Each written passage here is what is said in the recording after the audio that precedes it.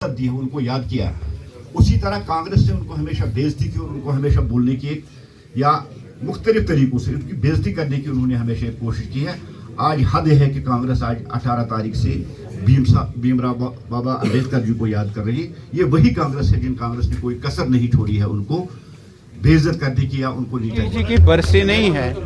हम कॉन्स्टिट्यूशन जो भारत का कॉन्स्टिट्यूशन है, एक बड़ा कॉन्स्टिट्यूशन है, इसका दिन मना रहे हैं क्योंकि ये कॉन्स्टिट्यूशन जो बना फाइनल जो हुआ था वो 26 नवंबर 1949 को हुआ था।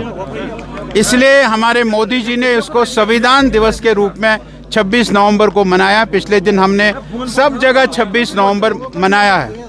26 नवंबर से लेकर 26 जनवरी तक ये जो 2 महीने हैं, इन 2 महीनों पर हम जगह जगह कॉन्स्टिट्यूशन के गौरव में कार्यक्रम कर रहे हैं। वही आज ये कार्यक्रम था कॉन्स्टिट्यूशन के गौरव में।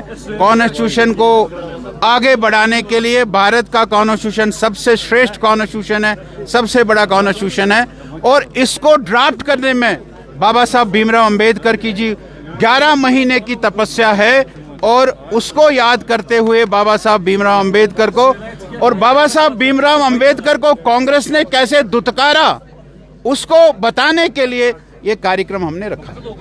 गोल जी, एक तरफ से तो आपको ट्रोल किया जा रहा है जो रिसेंटली अमित शाह की तरफ से बयान दिया गया था अंबेडकर के मुतालिक, और आज ये दिन मनाया जा रहा है। आप ये ऐसा नहीं है, वो उसके उस ट्रोल को गलत तरीके से पेश किया गया है, ऐसा नहीं है। वो अब जो राहुल गांधी का कल का स्टेटमेंट है कि वो स्टेट के साथ लड़ाई करेगा, ऐसा थोड़ी है। वो जो हुआ है वो उनके बयान को, अमित शाह जी के बयान को गलत तरीके से पेश किया गया, ऐसा नहीं है। कोल जी, ये बताइए कि अभी आपने ओबीसी के बारे में बताया, लेकिन राहुल गांधी जो है वो कास्ट सिस्टम के बारे में बहुत कुछ बोलते हैं कि आप फिर वो क्यों नहीं कराते हैं? जो वो कुछ नहीं करे, वो कुछ नहीं करा रहा है। वो राहुल गांधी वो तो कुछ नहीं कंपेल कर रहा है कि अरे कंपेल कर, वो कुछ नहीं करा रहा है। हमारा कॉन्स्टिट्यूशन जो है वो कॉन्स्टिट्यूशन परफेक्ट है। उसमें जो सभी जातियां हैं उन जातियों का सम्मान है। उस कॉन्स्टिट्यूशन में बाबा साहब भीमराव अंबेडकर ने वो सारी व्यवस्थाएं रखी है और हमारे मोदी जी ने ओबीसी कमीशन को जो संवैधानिक दर्जा दिया है, ये बहुत बड़ी बात है। ये राहुल गांधी अपोजिशन के लिए वो अपोजिशन करता है और वो उसका कुछ नहीं। ओबीसी के बारे में आपने भी बताया, तो आपको नहीं लगता है अदर कैटेगरीज और फेसिंग इनजस्टिस?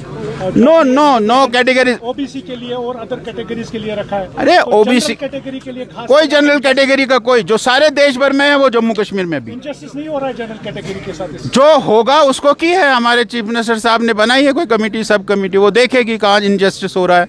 अगर वो रिपोर्ट देगी इनजस्टिस हो रही है तो कमेटी का फर्ज है कि वो सरकार को बताए कि जहाँ इनजस्टिस हो रही है उसको ठीक करे। ओपन मेरिट वाले जो रिजर्वेशन की मांग कर रहे हैं उस पर क्या कहेंगे आप? ओपन मेरिट को दी है ना, वो इकोनॉमिकली बैकवर्ड रिजर्वेशन जो है ईडब्ल्यूएस, वो क्या है 10% रिजर्वेशन तो है ही ओपन के लिए, वो उसको भी गिनते हैं रिजर्वेशन में, वो उसको भी गिनते हैं। वो तो अब उनको से मिलूंगा तो बात करूंगा वो क्यों कर रहे हैं।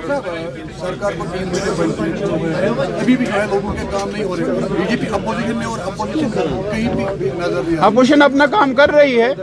अब ये तो लोगों को समझ आएगी थोड़े दिनों के बाद कि उन्होंने क्या किया और किस प्रकार से अपने मत का उन्होंने अधिकार का हक का उन्होंने इस्तेमाल किया है। थोड़ी देर में समझ आएगी। जिस तरीके से प्राइम मिनिस्टर परसों यहाँ पे आए, इनॉग्रेशन की इस दोनों को कैसे देख रहे हैं? अरे भैया, आप नितिन गडकरी जी का स्पीच सुनिए।